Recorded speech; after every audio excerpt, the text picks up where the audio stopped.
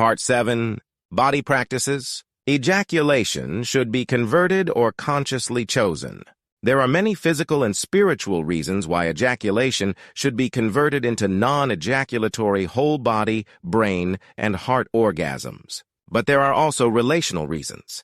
When a man has no control over his ejaculation, he cannot meet his woman sexually or emotionally. She knows she can deplete him, weaken him, empty him of life force.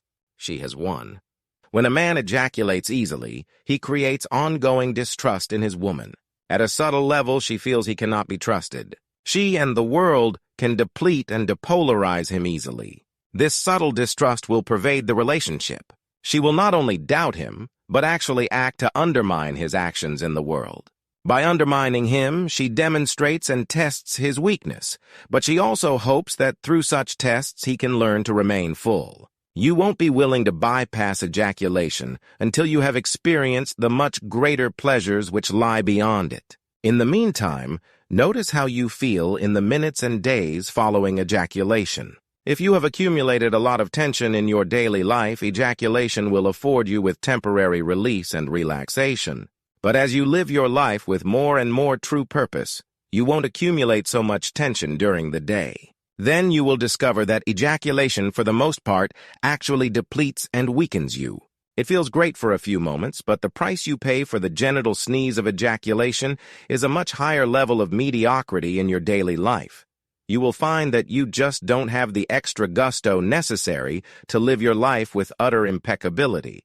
Excess ejaculations pave the road to living a good life, but not a great life. In a subtle way, excess ejaculations will diminish your courage to take risks, professionally and spiritually. You will settle for doing enough to get by, to be comfortable, but you will find that you would rather watch TV than write your novel, meditate, or make that important phone call.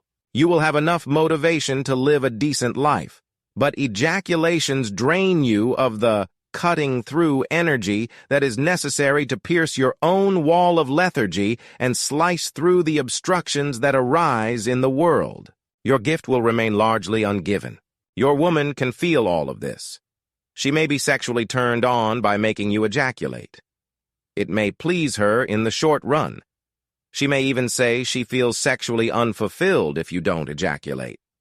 But there is also a deeper part of her that has never been sexually fulfilled by you because of your tendency to ejaculate frequently and soon. Most women can experience many orgasms and deeper orgasms. And more importantly, most women have a natural connection between their genitals and their heart.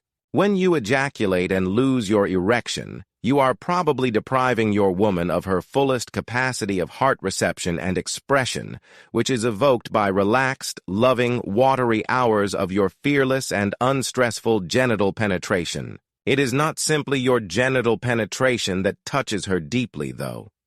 The main penetration she feels is your yielding into her, through her, in love. It is the fullness of your presence, the actual invasion of her body by your consciousness, that most ravishes her. Face it. If you are like most men, after an ejaculation or two, you don't really want to penetrate or ravish her anymore. You are content to relax in the emptiness of released tension. You don't feel much desire to enter your woman, bodily or emotionally, as you did just before you ejaculated. Your woman feels your lack of desire, and she also intuits, perhaps subconsciously, that your lack of desire also applies toward the world. If she can drain you, so can the world. If she waits for your deepest gifts, as you lie feebly in the bed of undesire, so might the world. She senses that you have succumbed to her, that you have allowed temporary pleasures to diminish your capacity for fullest consciousness. She knows you will likewise succumb to the world. One part of your woman is happy she made you come. She is happy you are relaxed and enjoying yourself. Another part of her is disappointed that you've allowed yourself to choose a temporary and pleasurable spasm over the endless ravishment of her and the world. Sometimes she doesn't even know what she is missing. If she's never been with a man who has the capacity for full consciousness during sex, without conceding to the mechanical reflex of ejaculation, then she doesn't even know the extent of her capacity. She doesn't realize how deep and ecstatic sexual loving can be. She has never been utterly dissolved in loving, surrendered beyond a shred of closure, ravished through and through until there is nothing left to ravish. Just openness, love, radiant and alive in all directions. Some women, because of their need to guard and protect their wounded heart, would actually prefer that you ejaculate. That way, they never have to open all the way or expose their depths to your touch. They know that after some oral sex and maybe a half hour of intercourse, you will ejaculate and it will be over. They don't want to feel you persist beyond their habitual closure. They would rather stay in control and draw out your ejaculation whenever they want. It is especially this kind of woman who would most benefit from your undiminished capacity to lead her beyond all closure. And it is especially with this kind of woman that you can cultivate your capacity to persist in the giving of your love. The world will constantly test your capacity to give your gift in the face of refusal. A woman who refuses your loving is simply a manifestation of this aspect of the world. Deep down, your woman only wants love, as do you. Her refusal is a form of her fear. She may have childhood wounds that she is afraid of feeling. She may have been hurt as an adult and is afraid that if she opens, she'll be hurt again. But in the present moment, all emotional resistance comes down to the same thing: a refusal to love. Your masculine sexual gift is to coax, humor, shock, and caress her love into melting through her layers of fear. Without imposing your own needs on her, let your love penetrate to the deep part of her that is totally open to love, that is love itself, and coax it to the fore. Do this slowly over time, not through conversation, but through bodily communicated presence, care, consciousness, and the liquid loving of sexual intermingling. When she feels the absolutely trustable nature of your loving, that you are truly with her, committed to loving, and you're not going to get lost in the self-enclosed spasm of your own pleasurizing, she will begin to trust you with her most vulnerable core. But not until then. Every time she feels you contorting into your own sensations, she feels you gone, not present, not trustable. She may enjoy giving you an ejaculation, but a deeper, perhaps unexpressed part of herself will not trust you. Why should she?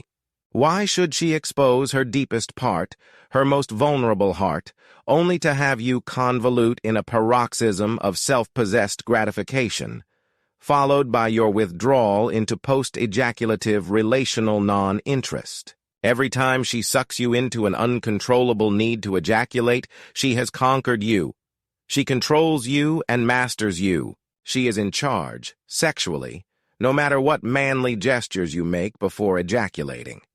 With a simple flick of her tongue, a silky moan, or a slurping tilt of her pelvis, she can drain you of life. And deep down, she knows the world can do the same to you. A superior man may choose to ejaculate occasionally, but such a choice is made freely, before even engaging in sex, not after it is too late, at the last uncontrollable moment before the physiological roller coaster starts heading down the deep dive into screaming release. A superior man is dedicated to the magnification of love through sexuality. He does not settle for less than the total surrender of his woman's heart, as well as his own, into the fullness of divine union. The pleasures of this dissolution into love so far exceed the typical genital spurt that ejaculation is easily bypassed or postponed once a man and woman have expanded their sexual capacity. Just as your woman tests you emotionally, so she will test you sexually. Even when you are trying not to ejaculate, she may energetically begin to pull the ejaculation from you. As always, her deepest pleasure is in feeling your fullness, your strength, and your love, even while she is testing you. When you don't ejaculate, but demonstrate that the fullness of loving is more important to you than the quick thrill of genital release, then she can truly trust you. But she will continue to test your capacity for loving, even once you've demonstrated your capacity to bypass ejaculation for the sake of a much more profound bliss. The bottom line is this: if ejaculation is not completely a matter of conscious choice for you, your woman knows she controls you sexually. And as long as she knows she's in charge, she won't trust you enough to relax fully in the force of your loving. She will always keep her heart somewhat protected. Rather than surrender so deeply in your embrace that she is splayed into divine brightness, she will go for whatever moist pleasures she can get before you lose interest. Your woman will be sexually, emotionally, and spiritually unfulfilled to the extent that you are addicted to ejaculation. And in many ways, the world will be just as unfulfilled by your gifts. Your addiction to cycles of release will stop you short of full and conscious dissolution in your deepest source. And so, your true gifts will not emerge. By strengthening your capacity for the fullest communion sexually, you also strengthen your capacity to dissolve into the source of life and re-emerge soaked in gifts, erect with purpose, and full of desire to give your deepest gifts in the face of worldly resistance to you. A superior man dissolves into the mystery and re-emerges full of love to give again and again without petering out. In his sexual relationship with his woman and in his creative relationship with the world. Breathe down the front. All men tend to have blocks in the front of their body, along an imaginary line that runs from the top of the head through the tongue, throat, heart, solar plexus, navel, and genitals, down to the perineum. The principal bodily key to mastering the world and women is maintaining a full and open front of the body at all times. The basic method is through full and relaxed breathing, drawing energy down the front and freeing attention from neurotic self-concern. When you get nervous, your stomach tightens. When you are saddened, a lump forms in your throat. When you are threatened, your solar plexus feels queasy. When you think hard, your forehead wrinkles. When you consider the unsure future, you tense your jaw. For much of the day, you are tightening, tensing, and contracting the front of your body, from the top of your head, through your chest, and all the way down past your gut. The front of your body, especially your belly, is the place where your energy meets the energy of the world. When the front of your body is open and relaxed, your power flows freely, and your presence fills the room. You've probably been with people who seem to occupy more space in the room than most people. They seem to command attention even though they are not doing anything obvious to attract it. The front of their body is so open that their energy flows freely through the room, magnifying their presence. Such people are remarkably relaxed, poised, and attentive. They are not all wrapped up in their own self-concern, hunched over a sunken chest, gritting their teeth and hardly breathing. This is the picture of a closed belly and chest. If the front of your body has accumulated tension throughout the day and throughout the years, you will hardly be able to sit up straight. Your belly and chest will be tight. Your thoughts will center on yourself. Your energy will remain constricted in your head, and your awareness limited to self-concern. Your powerful presence won't fill the room at all. You might not even be noticed. Right now, notice your breath. Are you inhaling so deeply you feel your genitals bulging slightly? Is your belly rising and falling with your inhale and exhale like a mighty bellows? Your belly and lower abdomen are special places of power. If your breath does not reach these areas, you can't recharge your batteries. You will feel weak and unsure of yourself. Your effect in the world will be minimal, less than your full potential. Inhale deeply through your nose and breathe through whatever tensions you notice in your body. Inhale deeply into your lower belly, then exhale. On your next inhalation, breathe into your lower and upper belly, then exhale. On your next inhalation, fill your entire belly, then your solar plexus and lower chest. Then exhale. Then inhale and fill your belly, solar plexus, and your entire chest in that order. For several breaths, inhale fully in this way, filling your lower belly all the way down to your genitals. Then the rest of your belly, solar plexus, and finally your chest. Then exhale fully, slowly, and smoothly. Throughout the day, practice this kind of breathing in random moments. Pay special attention to any part of your body that seems particularly tense or closed. For instance, if the area around your navel seems tight, then inhale into that area. Literally inhale right into that area and open it with the force of your inhaled breath. Like filling a balloon, you can stretch open the entire front of your body with your inhale. In this way, you counter the effects of accumulated fear and anxiety stored in your body, which diminish your presence and force in the world. Throughout the day, as soon as you feel tension in the front of your body, inhale into that area and open it. The main way you generate bodily tension is by turning your attention back on yourself in self-concern, curling into yourself so tightly you feel all knotted up. Therefore, the main cure is to give yourself to others. Whenever you notice that you are mulling over your own problems, knotting energy into your body as tension, take that energy and create a gift for others. It could be as simple as doing the dishes in the sink, or as complex as building a business that will benefit others. Convert into service the energy that is knotting up the front of your body. Your tension is only the energy of a gift that has become backed up, unexpressed in your body. Your breath is a primary expression of your personal energy. Therefore, your breath is one of the primary ways to give your gift to the world. You can use your breath to open other people's knots of tension, just as you can open your own. Suppose you are with a person who seems a little tense. You can allow yourself to feel his tensions, and then inhale into his tensions, just as if they were yours. Inhale and open his tensions with the force of your inhalation. Then exhale and release all tensions, yours and his. Inhale and open his knots with the force of your breath. Then exhale and release all contraction, leaving only relaxation and love. All of this occurs without any physical contact. In fact, he probably won't have any idea that you are doing anything unusual whatsoever.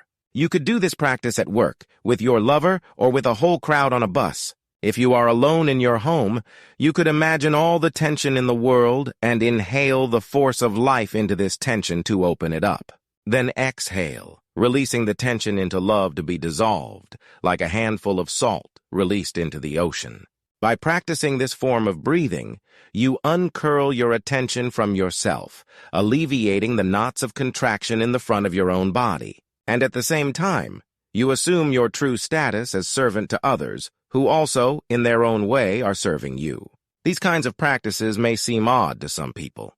But before you write such practices off as whimsical hokiness, try them. Do them, and find out the results for yourself. The next time you are in a meeting with others, inhale into the front of your body and open all the knots, letting your force expand out into the room as a blessing, feeling all stress dissolve in the ocean of love on your exhale. Feeling the unease of others, open their knots with the force of your inhale, and then let the knots dissolve with the release of your exhale. Pervade the room with your conscious loving in this way. Even now, in this moment, inhale down into the front of your body, fully expanding your belly and opening your solar plexus and heart. Allow your fullness of force to expand outward, through the room and beyond the room, so as to pervade all others with the conscious force of your breath. Make love with the world in this way, all day, pervading and dissolving all unease. Feel the world against your body like a naked woman,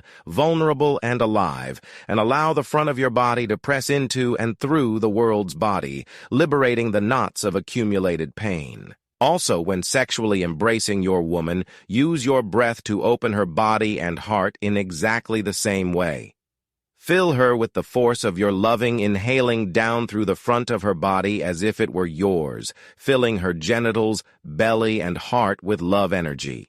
Then exhale, and let both of you dissolve in the ocean of your loving. Always pervade through her with your breath, inhaling and exhaling, so that her tension and closure dissolve in the force of your loving, and you dissolve in the giving. 2. For a book-length treatment of superior sexuality, see The Way of the Superior Lover, a spiritual guide for the sexual genius in everyone by David Deida, forthcoming from Plexus. Ejaculate up the spine. For most men, ejaculation involves spewing their energy and semen out through their genitals. Afterward, they feel they have released stress. The superior man's orgasm more often explodes up his spine and into his brain, from there raining down through his body like an ambrosial bliss of rejuvenation. The technique for converting depletive orgasms into rejuvenative orgasms involves contracting the pelvic floor near the genitals and drawing energy upward along the spine, though the use of breath, feeling, and intention. What is premature ejaculation? Some men ejaculate before entering their woman's vagina.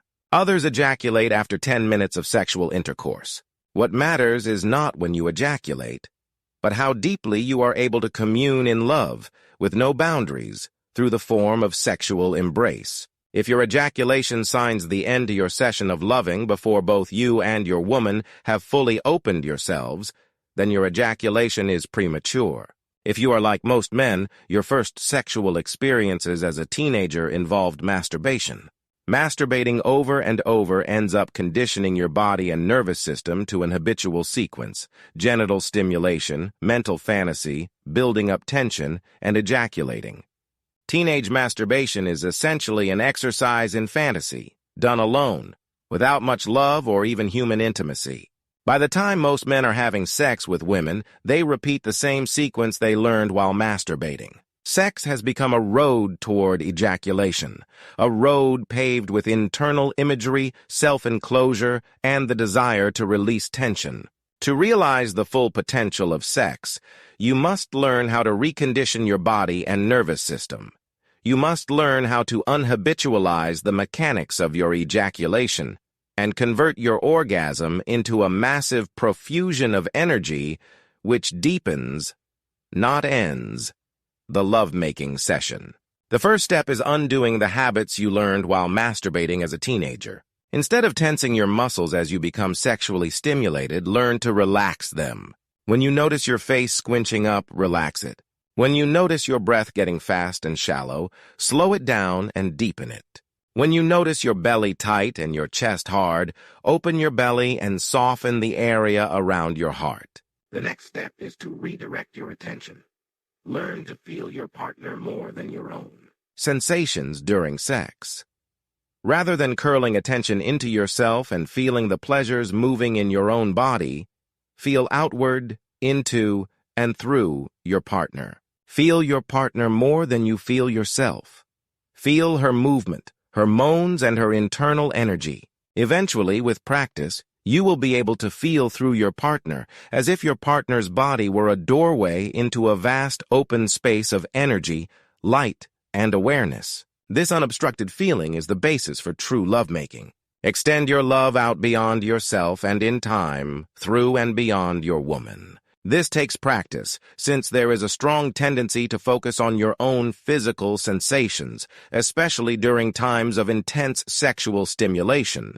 Counteract this tendency by practicing to feel beyond yourself and through your partner as if there were no obstructions to your loving at all. Besides relaxing and loving into and through your partner, you must become very sensitive to the force of your breath. Breath moves life energy through your body as well as your partner's. If your breathing becomes too shallow, the life force cannot be conducted through your body. Instead, this force builds up, usually in your head or in your genitals. If it builds in your head, you will begin to spend more and more time fantasizing about sex and women. If it builds up in your genitals, you will feel the need to ejaculate, either through sex or masturbation. Therefore, if you have not breathed fully during the day, by the time you approach your sexual partner, you will be filled with fantasies and ejaculative urge. So, a large part of avoiding premature ejaculation is to breathe fully, deeply, and with great force throughout the day. Your inhales should feel like they are drawing energy down the front of your body, filling your belly and genital region. Your exhales should feel like they are moving energy from your pelvic floor, up your spine, into your head. By breathing fully in this circle, down your front and up your spine, your internal energy can flow freely. Your head and genitals don't get clogged or tense with energy, and your urge to ejaculate is diminished. Sex intensifies the life force in your body.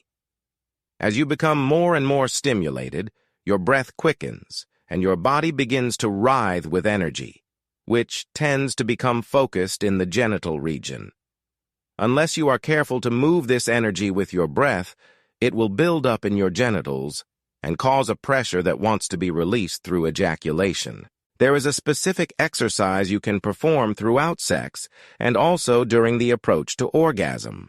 By doing this exercise, you will convert the direction of the orgasm. So instead of ejaculating out your penis, you will ejaculate up your spine, experiencing intense bodily bliss and emotional openness far beyond the quick pleasure and depleted peace following an ejaculative orgasm. To practice this exercise, you must learn to consciously contract the muscles of the floor of your pelvis. This area includes your genitals, anus, and perineum, which is the space between your anus and genitals. This exercise of contracting your pelvic floor feels a lot like you are trying to stop yourself from going to the bathroom. In addition to contracting the floor of your pelvis, practice pulling it upward into your body and toward your spine. This upward pull will actually lift your scrotum slightly up toward your body. As a single movement, practice contracting and pulling upward the entire floor of your pelvis, including the anus, perineum, and genitals. You can practice this in sets of 15 or 20 contractions, holding them as long as you can. Do several sets like this, 3 or 4 times a day. Eventually, you will be able to contract and pull up your pelvic floor easily, holding it for as long as you want. This means you have developed the necessary muscular control. Now you can practice the more subtle work of moving the energy up your spine. At first, it may seem like you are just imagining internal energy moving in your body. But, with practice, you will more easily see or feel this energy moving. After all, it is the same energy that, during intense sexual stimulation, you have no trouble feeling build up in your genital region, which is then released through ejaculation. You can feel it building up like water behind a dam wanting to burst out. Well, the same energy can burst upward, and when it does, you will experience an orgasm far more pleasurable than the brief burst of a typical genital ejaculation, and also far more healing and enlivening. While you are having sex, but before you are close to ejaculating, practice contracting your pelvic floor as just discussed. While you contract it and pull upward, breathe the energy up your spine. You will have to experiment to determine whether to inhale or to exhale the energy up your spine, although most people find that exhaling up the spine works best. If you combine the upward contraction of your pelvic floor with breathing up your spine, you should lose just a little bit of your erection as well as the need to ejaculate. As you continue making love, repeat this exercise as often as you need to in order to maintain relaxation and openness. Even while practicing this technique, you may notice that you occasionally come very close to having an orgasm. At this point, stop moving. Apply the upward contraction of your pelvic floor and breathe the orgasm energy up your spine. In addition to the upward contraction of your pelvic floor while breathing up the spine, some men find it helpful to clench their fists and teeth while looking upward with their eyes, especially when the urge toward ejaculation is particularly strong. With practice, however, all the muscular action becomes very subtle and gentle until the entire exercise is done primarily through your breath, feeling, and intention. When the energy shoots up your spine, relax and enjoy the colors, feelings, and blisses that will fill your head and rain down through your body. Once you are proficient at this exercise, you can evoke the same sensations in your partner by feeling into your partner from your heart as the orgasm shoots up your spine. The upward movement of your energy will magnetize the same movement in hers. These practices will not be successful unless you are able to surrender as love in the midst of sexual embrace. Love is the governor of energy. More and more, you must practice being love in the form of sexual coupling.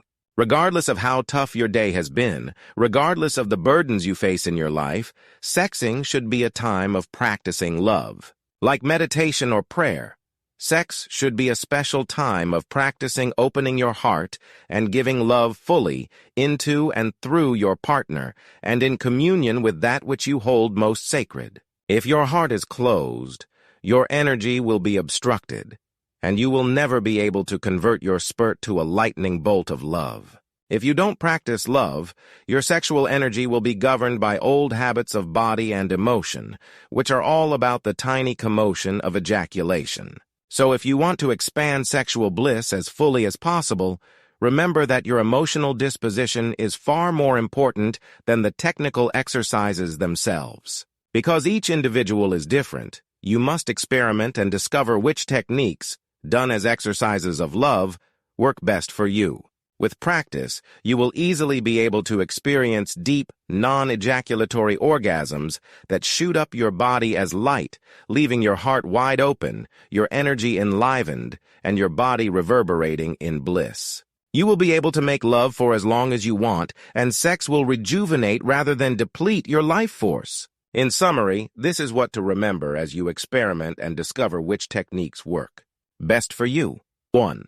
Rather than fantasizing or entertaining inward sexual imagery of any kind, remain totally present, aware of your own body, breath, and mind, and especially attentive to your partner.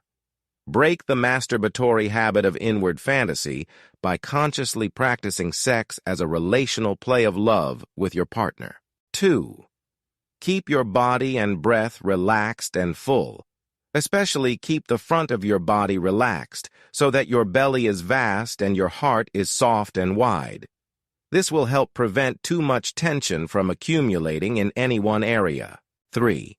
Learn to feel into and then through your partner so that your attention is directed beyond your own sensations and even beyond your partner's sensations.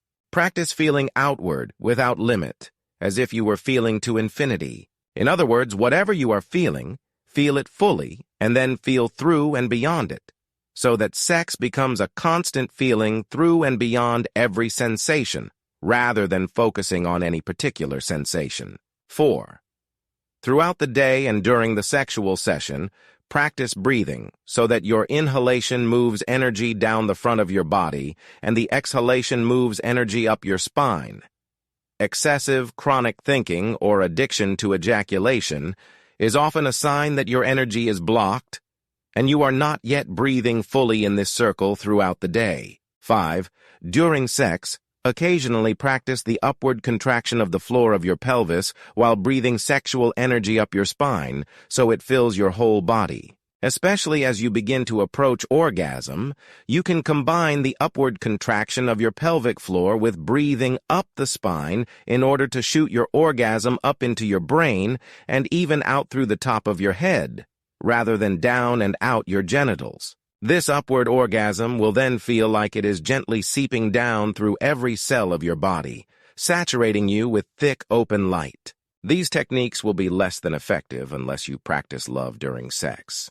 The natural intelligence of love itself acts to circulate energy in the most healthy way possible. These techniques are mostly exercises to counteract years of poor sexual habits, usually initiated during teenage masturbation. After eliminating the mechanical habit of ejaculation and unobstructing your energy, the force of your heart will very naturally guide your orgasm so it explodes upward throughout the body and brain before raining down in a profusion of bliss, which not only rejuvenates you, but dissolves your edges like shadows in the sun.